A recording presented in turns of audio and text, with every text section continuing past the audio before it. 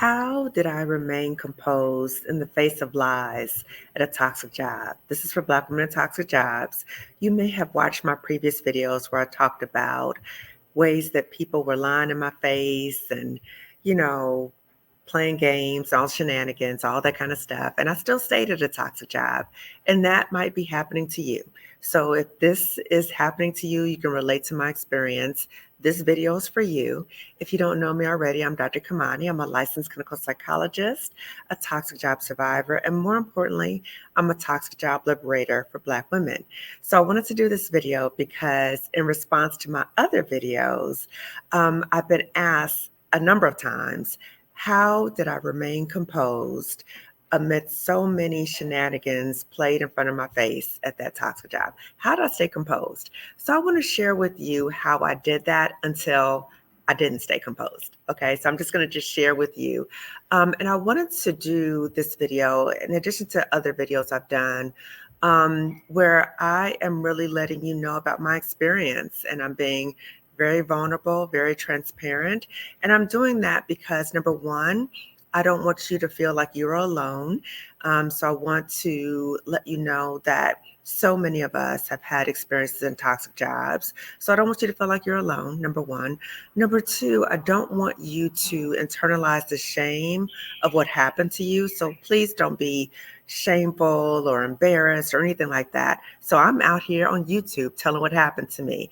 Even though at the time it was embarrassing, it was humiliating, it was all those things. But now I'm on the other side.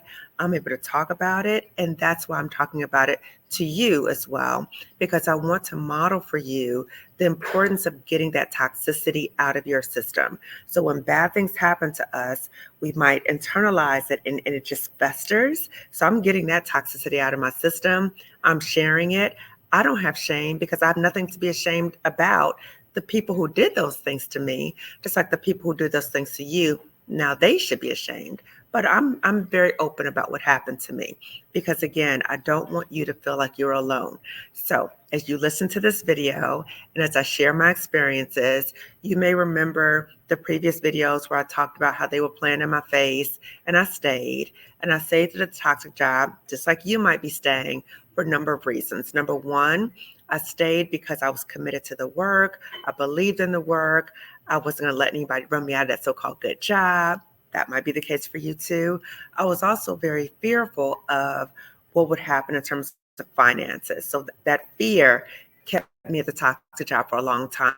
So you may have remembered what I talked about in the previous video where, I was called into the office without any notice by a supervisor and was told that my position was going to be phased out. They were restructuring and that my job was no longer a full-time job, which is ridiculous because I was doing up and above full-time work, and being told that I was being demoted to my entry-level position. So again, I had been at the job at that point more than 11 years or so, and told that I had to go back to my entry-level position, even though I've been promoted several times, right? Or maybe 2 times or so, but I had to go back to my entry-level position. So I just want to share with you how I was able to remain composed with all of these lies. Okay, I'm going to just show you how the lies just rack up.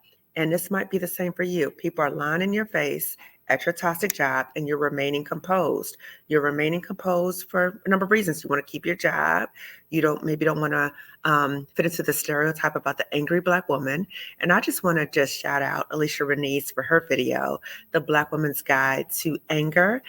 So I am connecting to my anger. I'm rechanneling my anger in my YouTube channel. So my YouTube channel is for Black women leaving and healing toxic jobs. So I'm rechanneling the anger that I've experienced for not only what I've gone through, but what so many Black women are experiencing around the world in terms of having these toxic job experiences. So I'm rechanneling my anger and I'm sharing these experiences with you. Again, no shame, because these things happened to me and I was just trying to do the best I could at my job. Okay. So the demotion. So when I was demoted, the other lie that they told me was they had to demote me to my entry-level position because they needed someone, a clinical psychologist. So again, I was the only clinical psychologist in the whole school district. So they said to me, that they needed me to go back to my entry level position because they needed me to do testing in the clinic. That was a flat out lie because, again, I had been at that job about 11 years prior to my promotions. When I was in that entry level position, I never tested not one child. Okay. So I'm a clinical psychologist. Most of the testing in schools happens with school psychologists. I'm a clinical psychologist. So that was a lie. Okay. So I never tested not one kid when I had the entry level position before. And then when they demoted me, which I sucked up and I swallowed the lies and the humiliation and all that stuff, I still stayed, okay, because I was still trying to figure out how to make it work. When they demoted me back to that clinical psychology position, how many testing referrals did I get? None, zero, okay? Never tested anyone. So that was a lie, okay? We need to put you back because of testing. Lie, lie, lie. The other thing was, people have asked me to share more about my story, and that's another reason why I'm sharing my story. Um, they blocked me from applying to any other position. So I was told when they, phased out my position, demoted me back to the entry level position. So keep in mind, when I was previously promoted, they closed that entry level position. Only clinical psychologists in the district closed that position. But to demote me, they reopened that position, but told me, we're only going to open this position for 1 year. Okay. And then you're going to need to find other positions within the district. If you do not, then you will be laid off. Okay. So again, I've been there over 11 years and had never heard of anything like this before. Okay. So um, I was like, okay. So I started applying for other positions. But what they did was they blocked me from applying to other positions. They would talk about my classification code or other things, even though I had more than the qualifications to apply for these other positions, but I was blocked. And even though the union went with me and we were trying to talk to them about why can't I apply to these positions, I was literally blocked from applying to other positions. So just keep in mind, demoted to the entry level position, but told I could only be there for 1 year. But then I'm blocked from applying to anything else outside of the entry level position. Okay. So it was the threat of then me being laid off. Okay. So again, blocked from that.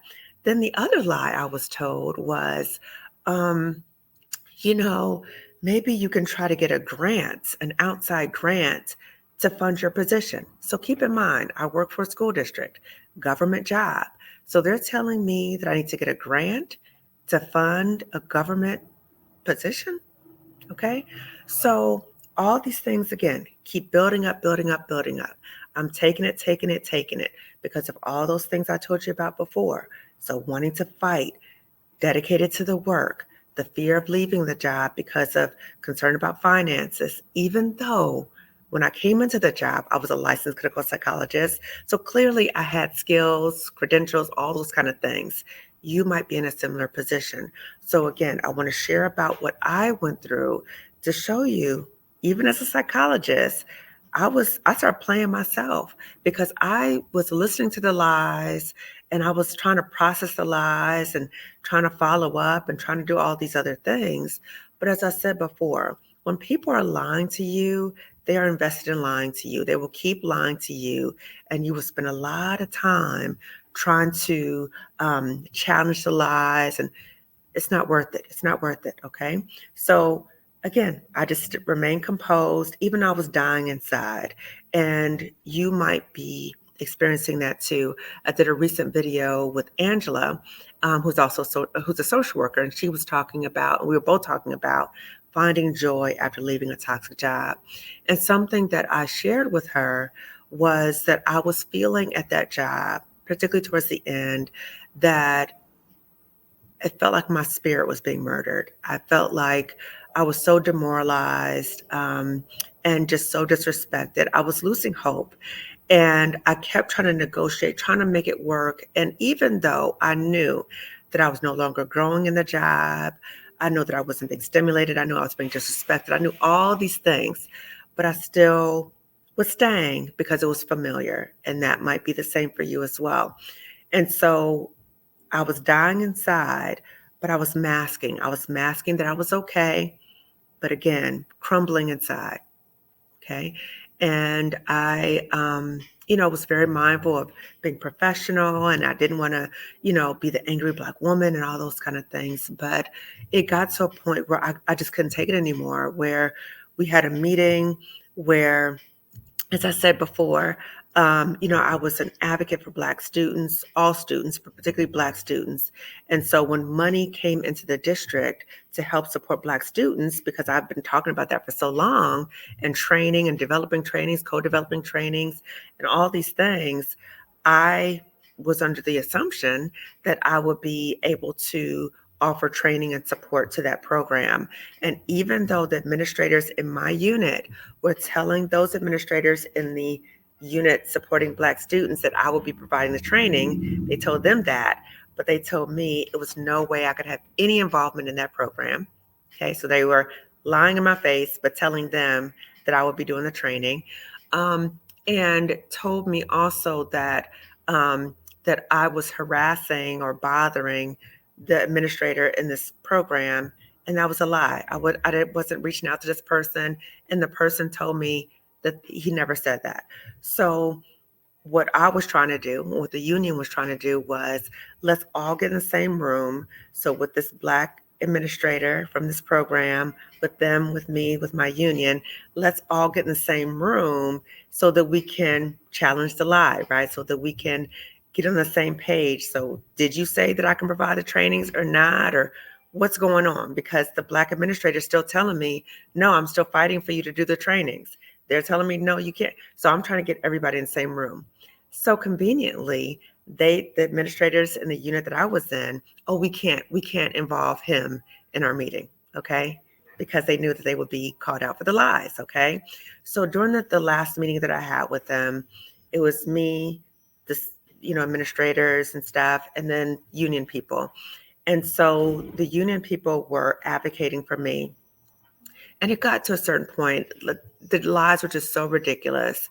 And I lost my composure. Now, I didn't call people out in a disrespectful way, but I did say some things, right, where I acknowledged or I let them know that I knew that you were lying.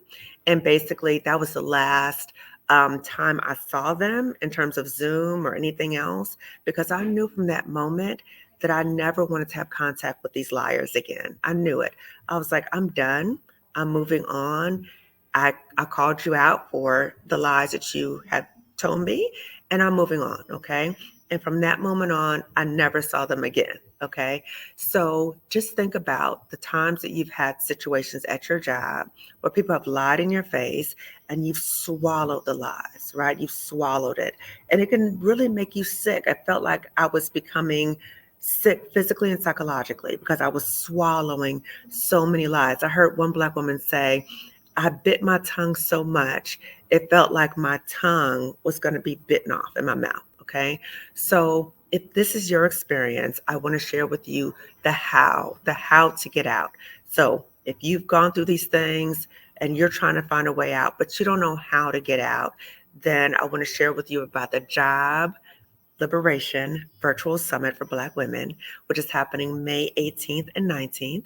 So Marissa Price and I are co-hosting this. So again, the Job Liberation Virtual Summit for Black Women. So you might relate to anything I just said. You might be coming into this summit thinking, I'm beat down. I'm so tired of swallowing these lies. These people lying in my face. They playing in my face, all these other things. And yet I stayed, okay? And there might be various reasons why you might stay. So the hope is that you'll come to the summit. You might be coming in defeated, but you'll come out the summit with a roadmap, a plan for what you need to do in terms of planning your exit.